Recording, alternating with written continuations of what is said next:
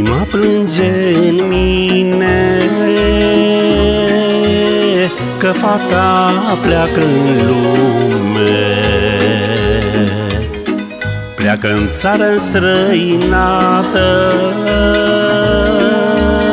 singură, fără de tată.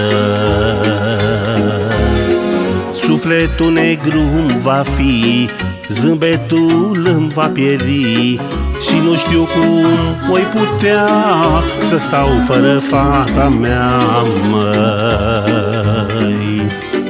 Plângeți ochișorii mei, că luminița din ei și licărul de-altă dată vor pieri fără a mea fată.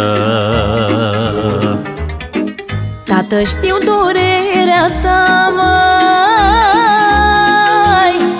că și-a mea inima-i grea, măi. Vreau să-mi croiesc a mea viață, că aici n-am nicio speranță. Eu te rog să rabzi și tu, vreau să-mi împlinesc visul. Voi avea totul pe lume, dar n-o să te am pe tine.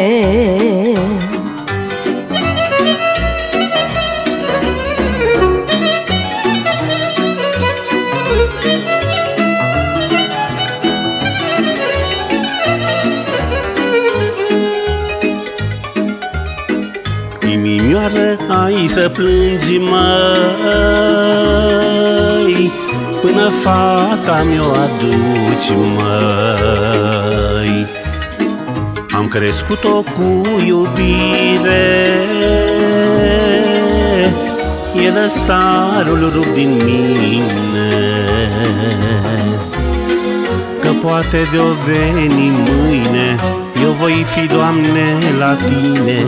Să sufere eu n-aș vrea, că fata-i comoara mea, măi.